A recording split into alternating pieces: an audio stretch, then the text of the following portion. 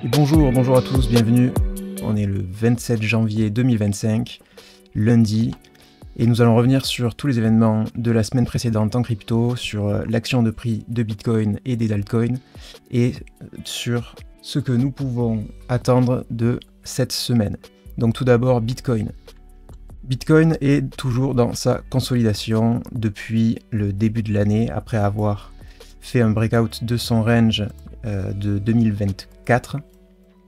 Donc comme vous pouvez le voir, il est en plein milieu du range. Et la chose importante à regarder cette année, tout comme les années précédentes, est la formation du lot de l'année. Donc si on regarde les années bullish, donc les années des bull markets depuis l'inception de Bitcoin, on se rend compte qu'il a tendance durant l'année post-halving à créer son lot de l'année en janvier. Donc on peut revenir par exemple jusqu'en 2019. En 2019, comme vous pouvez le voir, Bitcoin a touché son point le plus bas la semaine du 28 janvier et n'est jamais revenu à ce point-là. En 2020, c'est la seule exception que nous avons trouvée. En effet, avec le Covid, on a eu le point le plus bas de janvier qui a été cassé. Mais toutes les autres années, 2021, le lot de l'année a été fait durant la semaine du 4 janvier et n'a jamais été retouché.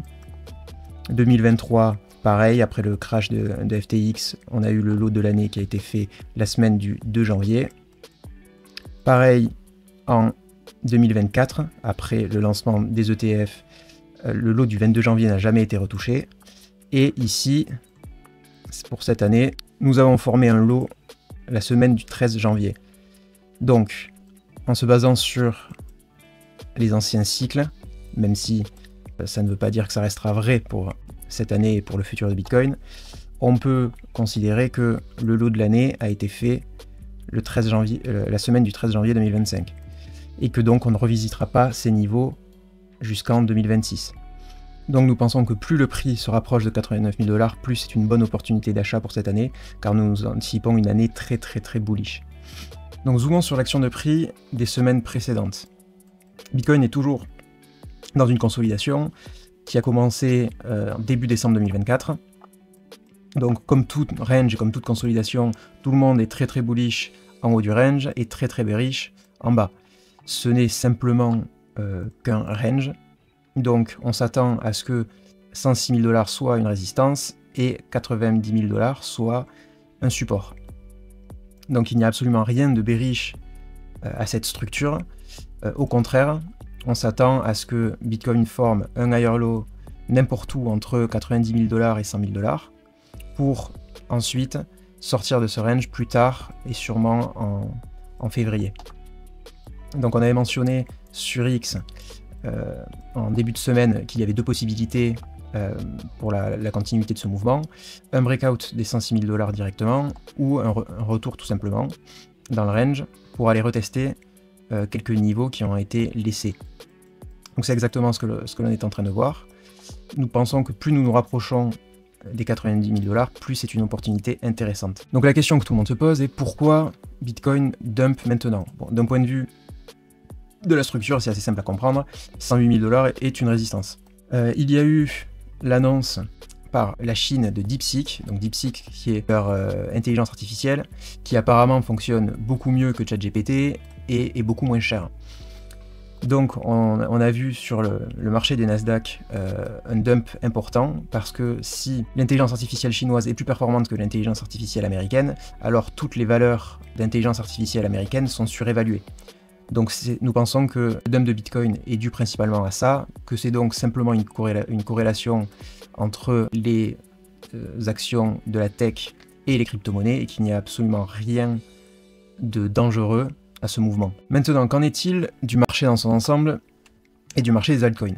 Donc ici vous pouvez voir en bleu clair Bitcoin, en bleu foncé Ethereum et en violet Solana.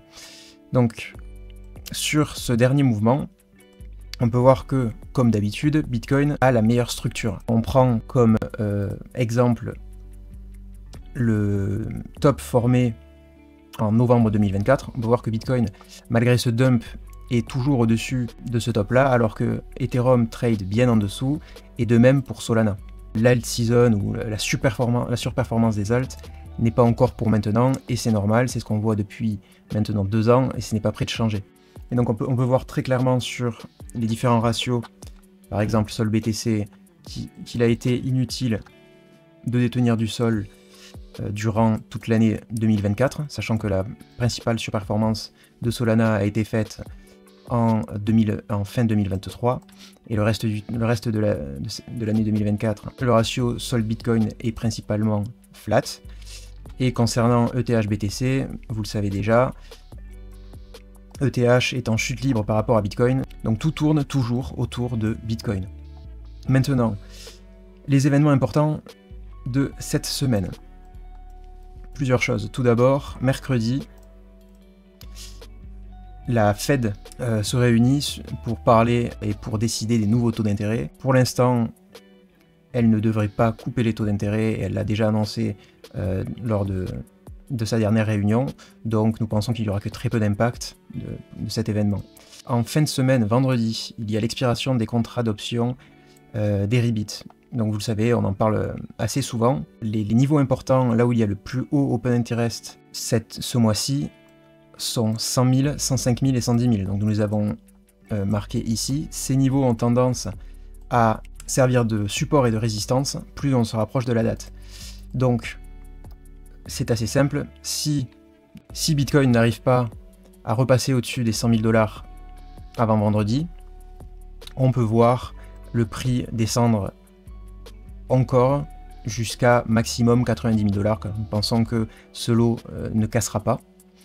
En revanche, s'il arrive à passer au-dessus de 100 000 $, nous pensons qu'il aura du mal à dépasser 105 000 et que donc un range pourra se former au moins jusqu'à vendredi entre 100 000 et 105 000 $. Donc nous pensons que dans tous les cas, nous ne verrons pas de breakout de ce range cette semaine, mais que les jours prochains pourront être de très très bonnes opportunités pour long si on a un bon setup. Donc par exemple, si Bitcoin commence à montrer des signes de bottom, par exemple un double bottom ici, on pourra avoir un bon trade entre, disons, 96 000 $ et 105 000. Donc c'est tout pour cette revue de la semaine. Bitcoin est toujours dans sa consolidation, rien n'a changé, rien n'est bearish. Il a rebondi à la moitié de son range, comme vous pouvez le voir ici. Donc nous attendons à la formation d'un bottom dans cette zone. Il y a de très très bonnes opportunités de long si vous êtes un trader court terme jusqu'en haut du range. Et pensons que le breakout ne viendra donc qu'en février et que nous finirons janvier dans cette zone.